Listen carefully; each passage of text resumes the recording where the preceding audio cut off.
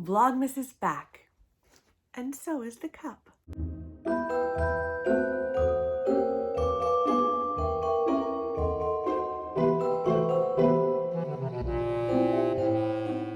You guys, I've decided to do Vlogmas this year. I have done Vlogmas twice before, I think. And this year, I mean, things are still up in the air about what is going on with Google AdSense. Will I be paid for any of Vlogmas? I don't know. But because of my patrons, I am doing Vlogmas this year. This year's Vlogmas is completely dedicated to them. If you want to go and check out my Patreon account, you can do that. It's always linked in the description box below. But I wanted to do something special for them, and something special for you, of course, as well. But this is really thanks to them. Thank you guys so much for supporting my channel throughout the year, month after month. I just appreciate you guys so much. So it's time for us to start Vlogmas. I can't believe it's this time of year already.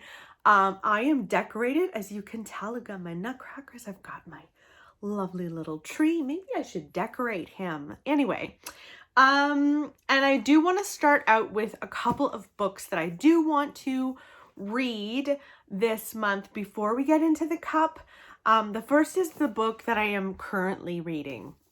I am currently reading The Darkest Evening by Anne Cleeves. This is the 9th book in the Vera series, but apparently you can dip in and out of it. And so far, I mean, when I'm filming this, which is before December 1st, it's I'm 90 something pages in. I'm just reading slower these days, and I don't know why, but yeah, so you can kind of dip in and out of it, it seems. But if I get to the end of this and really like it, I might pick up the whole series. This is about Vera, our detective, who is driving in the middle of a blizzard. And she's back in her hometown, and she sees a car off the road, and she goes to inspect. The driver's door is open. The driver is nowhere to be found, but there is a toddler in the back. So she takes the toddler because she doesn't want the toddler to freeze, of course. And she goes to a home of someone that she knew many, many moons ago. And there is a party going on, like a Christmassy party happening, and a dead woman in the yard. Oh, it's very fun. And honestly, I do find it to be incredibly cozy. So that is very nice. Like the descriptions and stuff are cozy. So I'm going to continue along reading that, unless by some miracle I have already finished it in November. And so if you do want to join my Patreon book club this month, the month of December, we are going to be reading No Exit. This is a thriller, which I thought would be kind of fun for this time of year. It's a busy time, even if we are in lockdown, or we are, you know, being as cautious as possible and not like traveling a lot for this, you know, holiday season. It's still busy. And so I thought this would be a really fun one, very easy to read.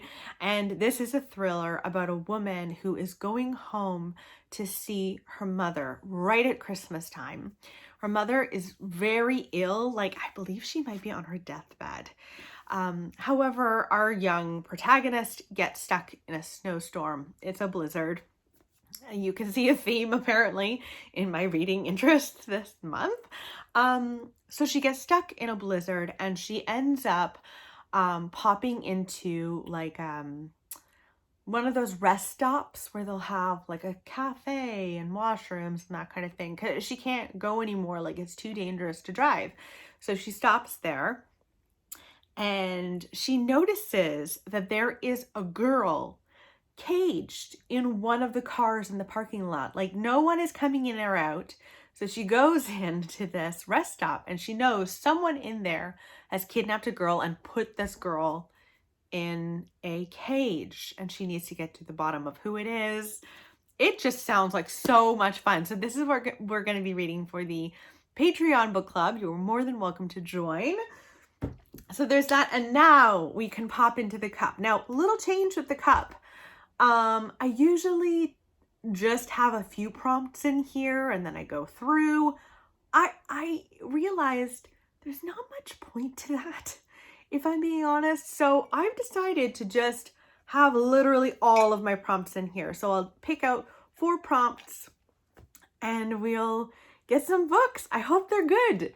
Okay, so first prompt that I'm going to be picking from is classic. Okay, so I have 2 classic books here that I could choose between. The first is a book that has been on my TBR for years, and I should have read it by now, but it's Anne of Green Gables. I can't believe I still haven't read this. How is that humanly possible? I will say, I've been really loving children's literature at this time of year. There's something about this time of year that I'm just obsessed. So I could really see myself picking up Anne of Green Gables. I know the story. It's a comfort story. So that's a possibility for sure. Oh, this is about a little orphan girl named Anne. And she lives in Canada out on the East Coast. And she goes to stay with a brother and a sister who were hoping to have a boy, but she showed up instead. And she is this fiery redheaded girl with a lot of gumption, and you do just fall in love with Anne. So I could read that, or I could read Beloved. Totally different vibes. Very different, but I chose Beloved for a couple of reasons. This is a ghost story, kind of. It's a haunting kind of story. This is about a woman who escaped slavery. However, she left behind her baby who died, who she called Beloved. And this baby kind of haunts her. I've never read Toni Morrison before, so this could be a really good one to read. I think this is her most famous, if I'm not mistaken. So I thought that could be another good one too. Okay, so I've got 2 more on the list here. And now let's pick another prompt from the cup. House on the cover. Ooh. Okay, so I have 4 books for this prompt. The first is another middle grade book. Again, there's just something about it. This is Winter House. And this is such a beautiful book. Look, here. Here's the house, the insides of the house, and then the outside. I just think it's gorgeous. This follows another orphan named Elizabeth Summers. Her aunt and uncle have sent her away to Winter House Hotel. And she realizes when she gets there that it is a mysterious house with mysteries in its past. She explores its enormous library, and in that library she finds this book of puzzles. And the puzzles are tied to a mystery related to a family, I think, that owned the house called Norbridge, and his sinister family, and she somehow needs to look into this mystery. It sounds really cute, so I could read that. Another book that I really wanted to read in winter in particular is The Silence of the White Sea. This is a kind of mystery about a psychopath serial killer who is killing all sorts of people in this town and posing them in really twisted, weird ways, their bodies. And we follow, I think, 2 detectives trying to track down this mysterious serial killer. These killings are a lot like the killings that happened 20 years ago in the same small town. I've just heard amazing things, so I definitely could read that. I mean, Nikki French. I've been reading so much Nikki French, but I've got another one here, and this is The Lying Room. And you can see there's a little house on the cover there. This is about a woman who is having an affair with a man. They actually own or have this home that they go to have their rendezvous. And she gets there one day and her lover is dead.